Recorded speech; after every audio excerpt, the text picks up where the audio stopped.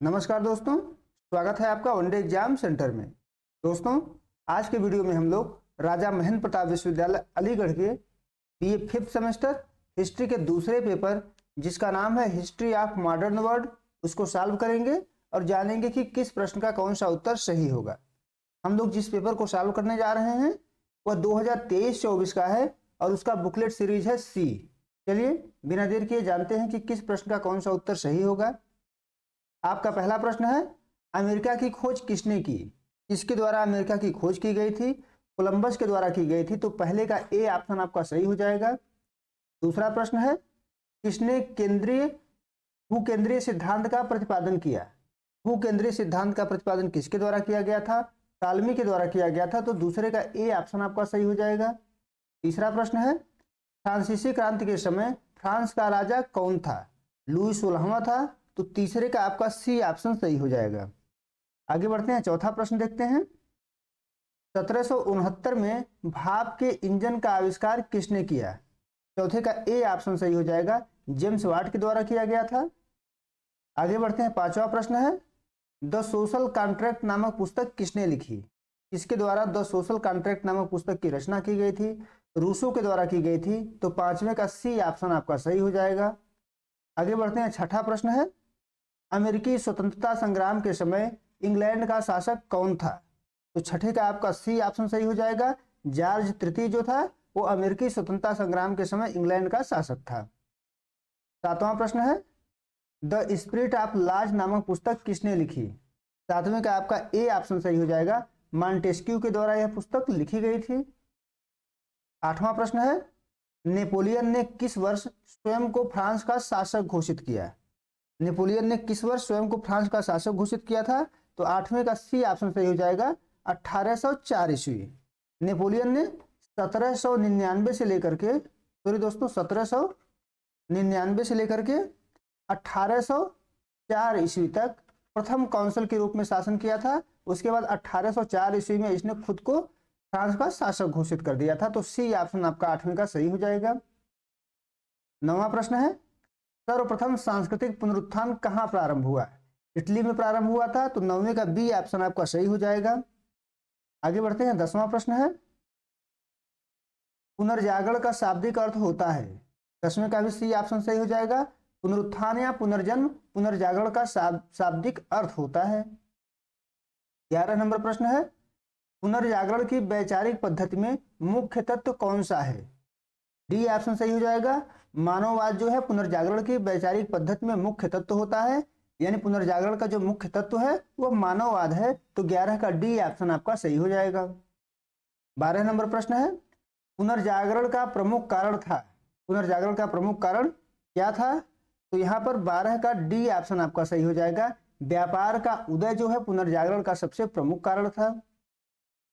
आगे बढ़ते हैं, 13 नंबर प्रश्न है, यूरोप में आधुनिक युग की शुरुआत कब से मानी जाती है? तो 1453 ईस्वी से मानी जाती है। 13 का ए ऑप्शन आपका सही हो जाएगा। 14 नंबर प्रश्न है, चर्च द्वारा किसानों से कौन सा कर वसूल किया जाता था? तो 14 का बी ऑप्शन सही हो जाएगा। टाइथ नामक कर चर्च के द्वारा किसानों से वसूल किया जाता था। 15 नंबर प्रश्न है, चर्च की सर्वोच्च सत्ता थी? चर्च की सर्वोच्च सत्ता किसके पास थी? तो 15 का ए ऑप्शन सही हो जाएगा। रोम के पोप के पास चर्च की सर्वोच्च सत्ता थी। 16 नंबर प्रश्न है, फ्यूड का क्या अर्थ है? फ्यूड का अर्थ क्या होता है? तो 16 का सी ऑप्शन आपका सही हो जाएगा। फ्यूड का अर्थ होता है जमीन का टुकड़ा। 17 नंबर प्रश्न है, सामंतवाद शब्द की उत्पत्ति निम्नलिखित में से किस भाषा के फ्यूड शब्द से हुई है? यहाँ पर 17 का डी ऑप्शन आपका सही हो जाएगा। जर्मन भाषा के फ्यूड शब्द से सामंतवाद की उत्पत्ति हुई है। 18 नंबर प्रश्न है, मेनर को कहा जाता था? मेनर यानी मेनर किसको कहा जाता था? सुदृढ़ दुर्ग को कहा जाता था। तो 18 का ए ऑप्शन आपका यहाँ पर सही हो जाएगा। 19 नंबर प्रश्न है, नाइट्स कौन थे? नाइट्स जो थे घुड़सवार सैनिक थे। तो 19 का सी ऑप्शन आपका यहाँ पर सही हो जाएगा। 20 नंबर प्रश्न है, निम्नलिखित में से कौन सा सामंतवाद पदानुक्रम के अंतर्गत आता है? यहाँ पर आपका 20वें का जो है डी ऑप्शन सही हो जाएगा। उपर्युक्त सभी राजा, बैरन और नाइट तीनों जो है सामंतवाद के अंतर्गत आते हैं। आगे बढ़ते हैं, 21 नंबर प्रश्न है, नीचे यंत्र तथा उसके आविष्कारक दिए गए हैं, मिलान कीजिए। आपको यहाँ पर जो है 21 का मिलान करना है। तो मिलान करने के बाद जो ऑप्शन सही होगा वो है बी। बी ऑप्शन यहाँ पर आपका सही हो जाएगा। आप अपने प्रश्न पुस्तिका में देख करके यहाँ पर मिला लीजिएगा। बी ऑप्शन आपका सही हो जाएगा। 22 नंबर प्रश्न है, द लास्ट जजमेंट किसके द्वारा निर्मित प्रसिद्ध चित्र था? यहाँ 22 का ए ऑप्शन सही हो जाएगा। माइकल एंजेलो के द्वारा इस चित्र का निर्माण किया गया था। 23 नंबर प्रश्न है, निम्न में से कौन द लास्ट सपर नामक कलाकृति से संबंध है? 23 का आपका सी ऑप्शन सही हो जाएगा, लियोनार्डो दा विंची। 24 नंबर प्रश्न है, रुधिर परिसंचरण तंत्र की खोज किसने की? विलियम हार्वी के द्वारा किया गया था। तो 24 का ए ऑप्शन आपका सही हो जाएगा। 25 नंबर प्रश्न है, इंग्लैंड का प्रसिद्ध निबंधकार कौन था? फ्रांसिस बेकन थे। तो 25 का सी ऑप्शन आपका सही हो जाएगा। आगे बढ़ते हैं। 26 नंबर प्रश्न है, प्रिंसिपिया नामक प्रसिद्ध पुस्तक किसने लिखी? न्यूटन के द्वारा लिखा गया था। 26 का भी सी ऑप्शन आपका सही हो जाएगा। 27 नंबर प्रश्न है, प्रसिद्ध पुस्तक वेल्थ ऑफ नेशंस किसने लिखी? एडम स्मिथ ने लिखी थी। 27 का ए ऑप्शन आपका सही हो जाएगा। आगे बढ़ते हैं। 28 नंबर प्रश्न है, इंग्लैंड के किस काल को अंग्रेजी इतिहास का स्वर्ण काल माना जाता है? यहाँ 28 का बी ऑप्शन सही हो जाएगा। रानी एलिजाबेथ प्रथम के काल को अंग्रेजी इतिहास का स्वर्ण काल माना जाता है। 29 नंबर प्रश्न है, इन प्रेज ऑफ फॉली किसने लिखी है? 29 का ए ऑप्शन सही हो जाएगा। इरेस्मस के द्वारा इन प्रेज ऑफ फॉली की रचना की गई थी।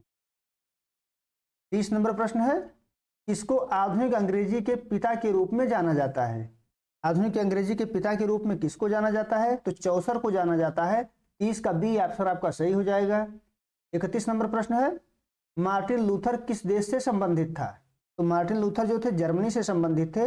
31 का डी ऑप्शन आपका सही हो जाएगा। आगे बढ़ते हैं। 32 नंबर प्रश्न है, बाइबिल का जर्मन भाषा में अनुवाद किया यानी किसने किया था? 32 का ए ऑप्शन सही हो जाएगा। मार्टिन लूथर किंग के द्वारा बाइबिल का जर्मन भाषा में अनुवाद किया गया था। 33 नंबर प्रश्न है, धर्म सुधार आंदोलन का तात्कालिक कारण क्या था? बी ऑप्शन आपका सही हो जाएगा। यह पोप और क्षमा पत्र के खिलाफ विद्रोह था। 33 का बी ऑप्शन आपका सही हो जाएगा। 34 नंबर प्रश्न है, मार्टिन लूथर ने धर्म सुधार की कितनी बातें गिरजाघर के मुख्य द्वार पर चिपकाई थी? तो 95 बातें चिपकाई थी। 34 का सी ऑप्शन आपका सही हो जाएगा। आगे बढ़ते हैं। 35 नंबर प्रश्न है, ट्रेंट की सभा किस वर्ष हुई? ट्रेंट की सभा किस वर्ष हुई थी? यहाँ पर बी ऑप्शन सही हो जाएगा। 1545 ईस्वी में ट्रेंट की सभा हुई थी। 36 नंबर प्रश्न है, ऑक्सफोर्ड की संधि किस वर्ष हुई? 36 का डी ऑप्शन सही हो जाएगा। 1555 में ऑक्सफोर्ड की संधि हुई थी। आगे बढ़ते हैं। 37 नंबर प्रश्न है, स्पेनी आर्मेडा को कब नष्ट किया गया? स्पेनी आर्मेडा को 1588 ईस्वी में नष्ट किया गया था। 37 का ए ऑप्शन आपका सही हो जाएगा। आगे बढ़ते हैं। 38 नंबर प्रश्न है, नए प्रोटेस्टेंट धर्म के प्रचार को रोकने तथा उसके प्रभाव को समाप्त करने के उद्देश्य से यूरोप में कौन सा आंदोलन हुआ? 38 का सी ऑप्शन आपका सही हो जाएगा। प्रतिधर्म सुधार आंदोलन हुआ था। 39 नंबर प्रश्न है, वेस्टफेलिया की संधि कब हुई? वेस्टफेलिया की संधि कब हुई थी? तो 39 का सी ऑप्शन आपका सही हो जाएगा। 24 अक्टूबर 1648 को वेस्टफेलिया की संधि हुई थी। 40 नंबर प्रश्न है, 30 वर्षीय युद्ध का तात्कालिक कारण था। 30 वर्षीय युद्ध का तात्कालिक कारण क्या था? बी ऑप्शन आपका सही हो जाएगा। बोहेमिया का विद्रोह जो था ऑस्ट्रियन साम्राज्य के खिलाफ 30 वर्षीय युद्ध का तात्कालिक कारण था। 41 नंबर प्रश्न है, यूरोप के 30 वर्षीय युद्ध के क्या परिणाम थे? यूरोप में जो 30 वर्षीय युद्ध हुए थे उसके क्या परिणाम थे? यहाँ डी ऑप्शन सही हो जाएगा। नवीन युग का प्रारंभ हुआ था, आधुनिक राज्य व्यवस्था का आरंभ हुआ था, युद्ध ने जर्मनी को आर्थिक रूप से बर्बाद कर दिया था। तो 41 का डी ऑप्शन यहाँ पर आपका सही हो जाएगा। 42 नंबर प्रश्न है, फ्रांस में तुर्गो किस पद से जुड़ा हुआ था? तुर्गो किस पद से जुड़ा हुआ था? तो वित्त मंत्री से जुड़ा हुआ था। डी ऑप्शन आपका 42 का सही हो जाएगा। 43 नंबर प्रश्न है, किस काल में कैबिनेट प्रणाली के प्रमुख अंगों का पर्याप्त रूप से विकास हुआ? दोस्तों इस प्रश्न का उचित उत्तर यानी सही उत्तर अभी तक हमको प्राप्त नहीं हो पाया है।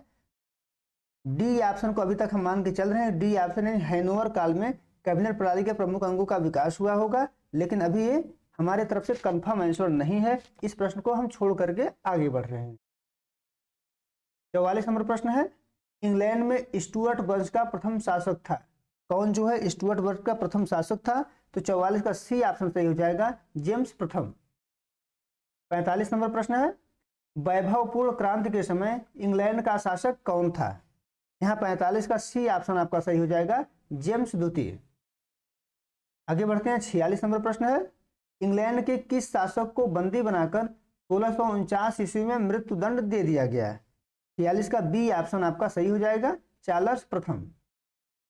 आगे बढ़ते हैं। 47 नंबर प्रश्न है, चार्ल्स द्वितीय को किस वर्ष में राजा घोषित कर दिया गया? चार्ल्स द्वितीय को राजा किस वर्ष में घोषित किया गया था? तो 1660 ईस्वी में घोषित किया गया था। ए ऑप्शन आपका 47 का सही हो जाएगा। 48 नंबर प्रश्न है, विलियम ऑफ ऑरेंज और उनकी पत्नी मैरी को इंग्लैंड के राज सिंहासन पर कब बैठाया गया? यहाँ 48 का सी ऑप्शन आपका सही हो जाएगा, 13 फरवरी 1689 ईस्वी को। 49 नंबर प्रश्न है, प्रोटेस्टेंट का संस्थापक कौन था? 49 का ए ऑप्शन आपका सही हो जाएगा, मार्टिन लूथर किंग थे। 50 नंबर प्रश्न है, सड़क निर्माण में निम्नलिखित में से किसने महत्वपूर्ण भूमिका निभाई? मैकेडम ने निभाई थी। 50 का डी ऑप्शन आपका सही हो जाएगा। 51 नंबर प्रश्न है, lectures on the industrial revolution in England नामक पुस्तक लिखी गई, यानी किसके द्वारा लिखी गई थी? 51 का सी ऑप्शन सही हो जाएगा, अर्नल्ड टाइनबी के द्वारा इस पुस्तक की रचना की गई थी। 52 नंबर प्रश्न है, कॉमन सेंस नामक पुस्तक किसने लिखी? इसके द्वारा कॉमन सेंस नामक पुस्तक लिखी गई थी। ए ऑप्शन सही हो जाएगा, टॉमस पेन के द्वारा लिखी गई थी। आगे बढ़ते हैं। 53 नंबर प्रश्न है, औद्योगिक क्रांति के कारण यूरोपीय लोगों ने उपनिवेश स्थापित करना शुरू कर दिया था। 53 का डी ऑप्शन आपका सही हो जाएगा, विनिर्मित वस्तुओं के उपभोग के लिए, कच्चा माल प्राप्त करने के लिए, ईसाई धर्म के प्रचार प्रसार के लिए। तो तीनों ऑप्शन आपके सही हैं, तो उपरोक्त सभी हो जाएगा। 53 का डी ऑप्शन आपका सही हो जाएगा। 54 नंबर प्रश्न है, औद्योगिक क्रांति के दौरान विश्व की उद्योगशाला किस देश को कहा जाता है? इंग्लैंड को। तो 54 का डी ऑप्शन यहाँ पर आपका सही हो जाएगा। 55 नंबर प्रश्न है, औद्योगिक क्रांति के कारण यूरोपीय लोगों ने उपनिवेश स्थापित करना शुरू कर दिया था। यहाँ पर डी ऑप्शन आपका सही हो जाएगा। ऊपर का क्वेश्चन यहाँ भी रिपीट किया हुआ है। 56 नंबर प्रश्न है, यूट्रेक्ट की संधि किस वर्ष हुई? यूट्रेक्ट की संधि किस वर्ष हुई थी? तो 56 का डी ऑप्शन सही हो जाएगा, 1713 ईस्वी में यूट्रेक्ट की संधि हुई थी। 57 नंबर प्रश्न है, अमेरिका में सर्वप्रथम किस देश ने अपना उपनिवेश स्थापित किया है? स्पेन ने किया था। 57 का डी ऑप्शन आपका सही हो जाएगा। 58 नंबर प्रश्न है, इंग्लैंड तथा फ्रांस के बीच प्रतिद्वंदिता किस वर्ष के बाद प्रारंभ हुई? यहाँ 58 का सी ऑप्शन सही हो जाएगा, 1688 ईस्वी के बाद। आगे बढ़ते हैं। 59 नंबर हो जाएगा, बोस्टन टी पार्टी की घटना घटित हुई, किस तिथि को घटित हुई थी? 59 का ए ऑप्शन सही हो जाएगा, 16 दिसंबर 1773 को बोस्टन टी पार्टी की घटना घटित हुई थी। 60 नंबर प्रश्न है, सोशल कॉन्ट्रैक्ट यानी सामाजिक समझौता नामक पुस्तक किसकी है? रूसो की है। 60 का सी ऑप्शन यहाँ पर आपका सही हो जाएगा। 61 नंबर प्रश्न है, फ्रांसीसी क्रांति में टेनिस कोर्ट की शपथ की तारीख थी। आपको यहाँ टेनिस कोर्ट के शपथ की तारीख बतानी है। तो 61 का सी ऑप्शन सही हो जाएगा, 20 जून 1789 ईस्वी। 62 नंबर प्रश्न है, स्टेटस जनरल में प्रतिनिधित्व था, किसका प्रतिनिधित्व था? उपरोक्त सभी का था, पादरी का भी, सामंत का भी और जनसाधारण का भी। 63 नंबर प्रश्न है, गिलोटिन क्या था? सी ऑप्शन सही हो जाएगा, सिर धड़ से अलग करने वाली मशीन थी, इसी के द्वारा फांसी दिया जाता था। 63 का सी ऑप्शन आपका सही हो जाएगा। 64 नंबर प्रश्न है, चर्च को बदनाम वस्तु कहकर कौन पुकारता था? यानी किसने चर्च को बदनाम वस्तु कहा था? तो 64 का सी ऑप्शन सही हो जाएगा, वॉल्टेयर ने चर्च को बदनाम वस्तु कहकर पुकारता था। 65 नंबर प्रश्न है, टेनिस कोर्ट की शपथ की घटना किस दिन हुई? 65 का आपका 20 जून 1789, 20 जून 1789 को टेनिस कोर्ट की शपथ की घटना हुई थी। इसमें 20 जून 1789 कहीं नहीं दिया हुआ है, 20 जून 1789 को हुई थी। 20 जून 1789 ऑप्शन में कहीं नहीं दिया हुआ है, तो हम इसको आगे बढ़ रहे हैं छोड़कर। 65 नंबर प्रश्न है, नेपोलियन किस देश को व्यापारियों का देश कहता था? नेपोलियन किस देश को व्यापारियों का देश कहता था? इंग्लैंड को कहता था। 66 का सी ऑप्शन आपका सही हो जाएगा। आगे बढ़ते हैं। 67 नंबर प्रश्न है, 1801 ईस्वी में कॉनकॉर्डेट समझौता किसके मध्य हुआ है? यहाँ पर 67 का ए ऑप्शन आपका सही हो जाएगा, नेपोलियन और पोप के बीच। आगे बढ़ते हैं। 68 नंबर प्रश्न है, नेपोलियन ने 8 जुलाई 1807 ईस्वी में टिटसिट की संधि किसके साथ की? रूस के साथ की थी। 68 का सी ऑप्शन आपका सही हो जाएगा। आगे बढ़ते हैं। 69 नंबर प्रश्न है, यह मेरी सैकड़ों विजय नहीं है बल्कि मेरे नियमों की संहिता है जो मुझे लंबे समय तक अमरता प्रदान करेगी। यह कथन आपको बताना है किसकी है? बी ऑप्शन सही हो जाएगा, नेपोलियन के द्वारा यह कथन कहा गया था। आगे बढ़ते हैं। 70 नंबर प्रश्न है, नेपोलियन बोनापार्ट की विधि संहिता में कौन सा कानून शामिल नहीं था? यहाँ पर 70 का डी ऑप्शन सही हो सी ऑप्शन सही हो जाएगा, संधि संहिता जो है इसमें शामिल नहीं था। 71 नंबर प्रश्न है, प्रथम कौंसल के रूप में नेपोलियन बोनापार्ट शासन किया, कब से कब तक शासन किया था? तो डी ऑप्शन सही हो जाएगा, 1799 से लेकर 1804 ईस्वी तक नेपोलियन बोनापार्ट ने प्रथम काउंसिल के रूप में शासन किया था। 72 नंबर प्रश्न है, नेपोलियन ने महाद्वीपीय व्यवस्था किसके विरुद्ध लागू की? इंग्लैंड के विरुद्ध लागू की थी। 72 का ए ऑप्शन आपका सही हो जाएगा। आगे बढ़ते हैं। 73 नंबर प्रश्न है, नेपोलियन ने महाद्वीपीय व्यवस्था की घोषणा बर्लिन आज्ञाप्त के द्वारा किस वर्ष की? यहाँ पर 73 का आपका ए ऑप्शन सही हो जाएगा, 21 नवंबर 1806 ईस्वी। आगे बढ़ते हैं। 74 नंबर प्रश्न है, जून 1815 ईस्वी के किस युद्ध में नेपोलियन की हार हुई थी? वाटरलू के युद्ध में हुई थी। 74 का सी ऑप्शन आपका सही हो जाएगा। आगे बढ़ते हैं। 75 और अंतिम नंबर प्रश्न है, वाटरलू के युद्ध में इंग्लैंड की सेना का नेतृत्व किसने किया? यहाँ 75 का ए ऑप्शन आपका सही हो जाएगा, वेलिंगटन के ड्यूक के द्वारा इसका नेतृत्व किया गया था। ए ऑप्शन आपका 75 का सही हो जाएगा। उम्मीद है दोस्तों आपको यह वीडियो पसंद आया होगा। आप हमारे चैनल को सब्सक्राइब करिए, वीडियो को लाइक करिए, शेयर करिए। बहुत बहुत धन्यवाद।